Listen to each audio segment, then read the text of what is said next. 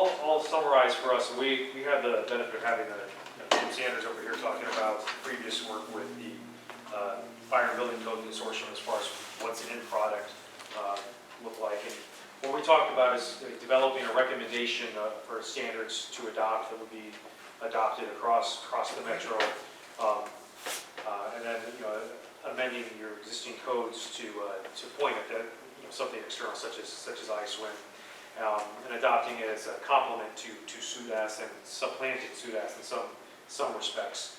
A lot of what we talked about though was it's one thing to adopt and to say, to the channel protection volume as we talked about earlier, you must do everything that's identified as essential to that, and then there's some discussion about advisory and targeted and things like that. But talking about we can adopt the standard, but then really need to have a lot more conversation about how do we actually implement it. How do we actually make sure that things are functioning the way they're intended, who's doing what.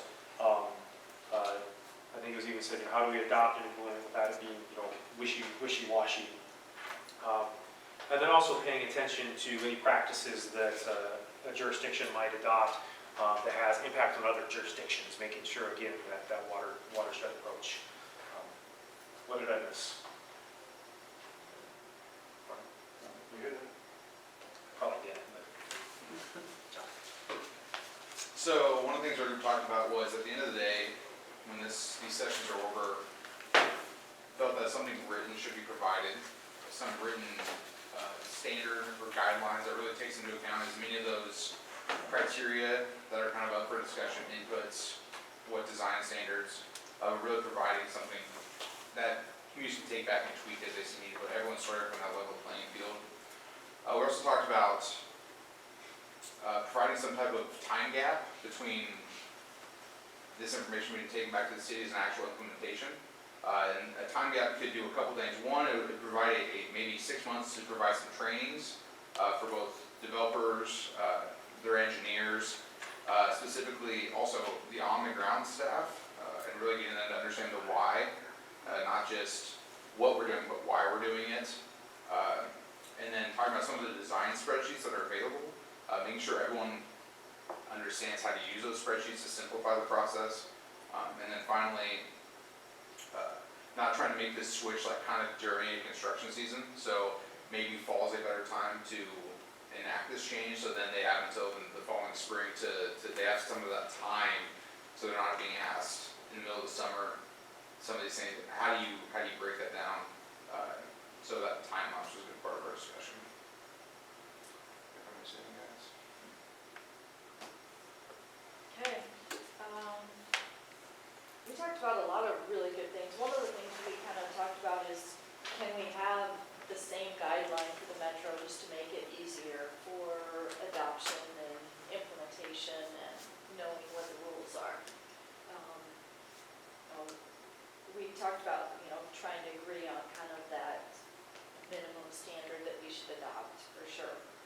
And one of the things that came up was that there might be some useful kind of flow charts from Minnesota to kind of be able to answer some questions and help get you to the right practices that might really make it easier to target in on what we're trying to achieve. So that might be something as kind of a guidance thing to look at.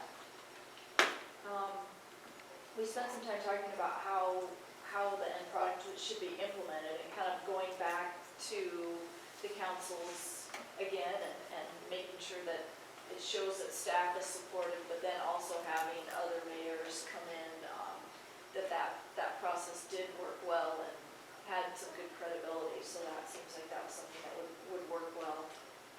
And just to jump, so that this group knows, we do have intention to go back to MyLog. Targeted is February. We may go sooner depending on how things go, but we do intend to go back to MyLog, which is where this all began, and also go to MAC as well. We talked about making sure we continue to engage the development community and have them be part of the process, that maybe they aren't as many here as last time, and trying to continue that involvement process as much as possible. What else?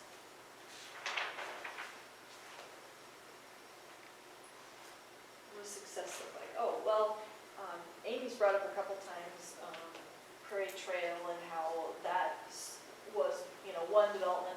started by looking at stormwater and addressing stormwater, moving through the whole development, and it's quite a nice amenity for the community. So we had kind of a good discussion on creating those community amenities that is stormwater, that the community maybe wouldn't see as stormwater, but would enjoy and be able to make recreational use of the trails and the open spaces that that kind of management brings. And how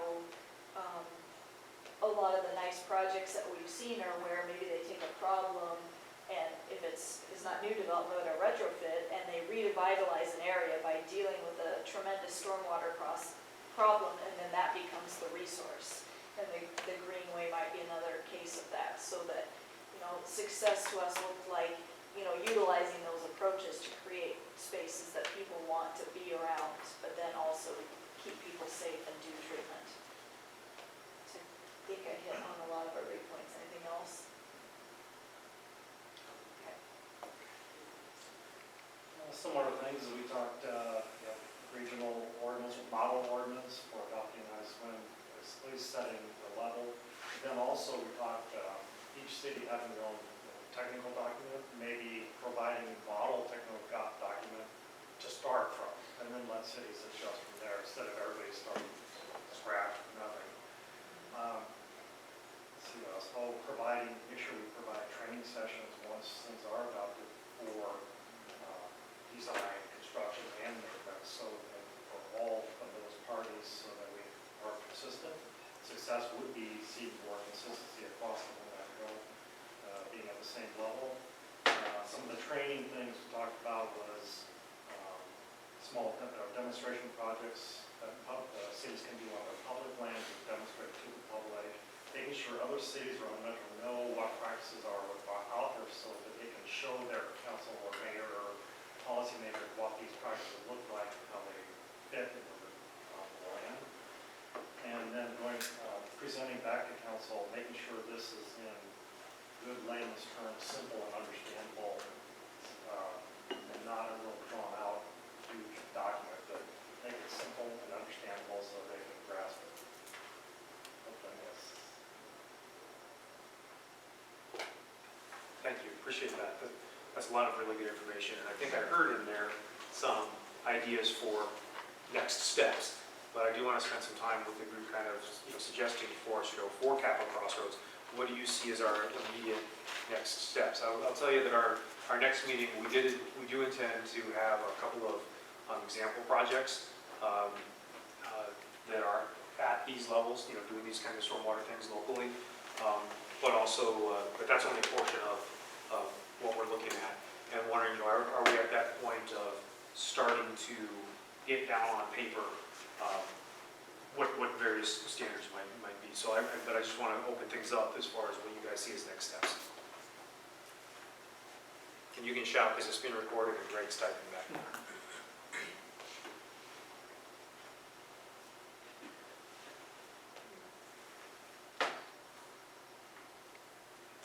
Like, Jennifer Welch writes,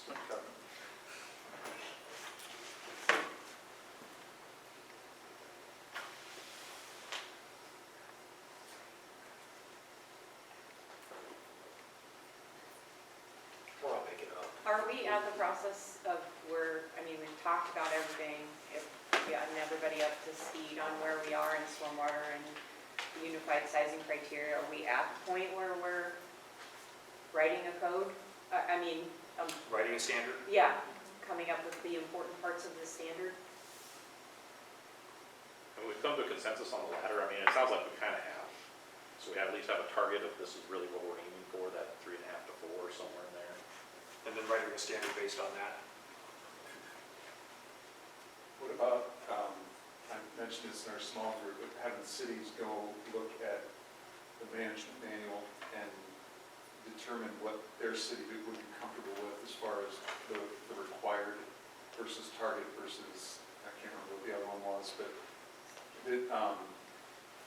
figure out what their city would be comfortable with, coming back and seeing what the other cities, and see where we hit. Say that those things that are essential, Correct. who would be comfortable actually requiring that, because That does get towards that the ISWIM document is written as advisory. Right. Because we can adopt It's this. gonna be homework for all of you though. Well, Yeah, no, you're right. I'm gonna do it, Right. but I think everybody else should. What good is this document if you don't have rules saying what you need to do?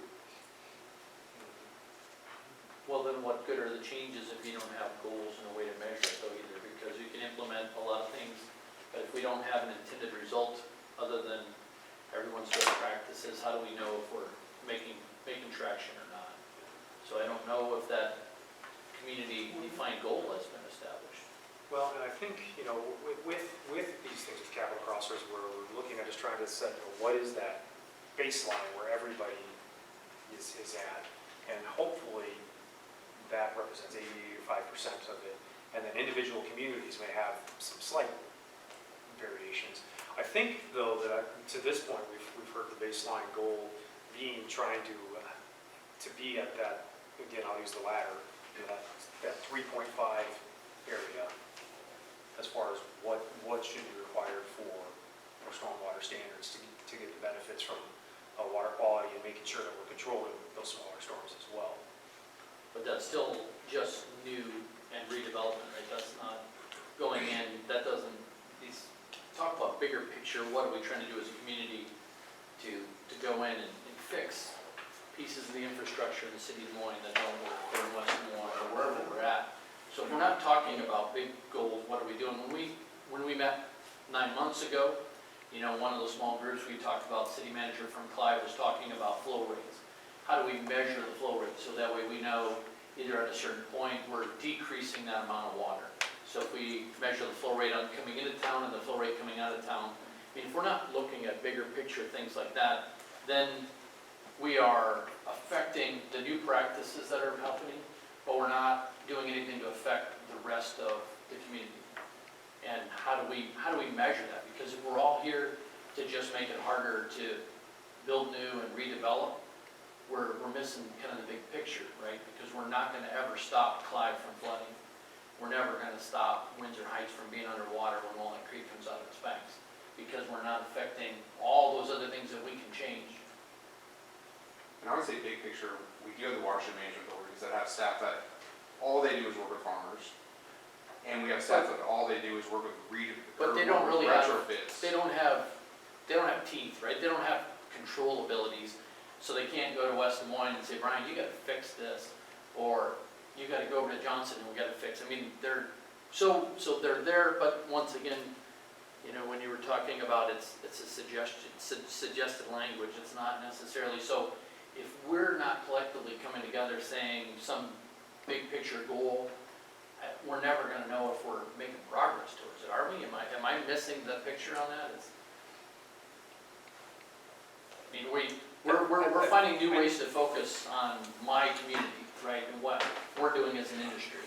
But I think that's only 15% of what we could be looking at and attacking. Well, and what I said coming out of our first little small group discussion is that this Capital Crossroads initiative, its scope is focusing on new and reconstruction development. That's the scope, but it does need to be wrapped within a much broader picture of stormwater management, and that is communities fixing areas where they can go in and fix. That is helping individual property owners, as John talked about last time, doing practice of their individual properties, particularly in those areas, a built-out subdivision that's not going to redevelop. I mean, that has issues. That how do we get in there and deal with those as well? So you are right, Dan. That there is this whole suite of practices and work that's going to need to take place. Absolutely. If I may, and I just speak from Johnson's perspective. Last Thursday, we had we have a council subcommittee that looks at stormwater issues, and so we have a 5-year capital improvement program. And David, how many projects and how many millions of dollars are we spending over the next 5 years in Johnston? 15 million, and we spent 10 over the last 6. So what our group did last Thursday was prioritize all the projects that we have to do to fix the issues that we have in Johnston, and we're going to start implementing that. The council will adopt that, and we'll start doing that, and use these standards is what we're gonna design to. I mean, this is what, I mean, we already do, we've adopted, you know, the standards, but certainly, you know, we're listening to what this group is doing, and I'm just speaking from Johnson, I'm not sure what all the other communities are doing, but we are addressing all the issues, or trying to address as many as we can in a 5-year capital improvements program, of addressing all the issues we have in Johnson related to stormwater issues. And so we've got a tremendous amount of projects planned, we've got a tremendous amount of resources going towards that. So those things are happening as well, besides, you know, the new things or redevelopment things that are happening, because I think every community is dealing with the projects and trying to address projects that we have existing in our community. But do you have a way to measure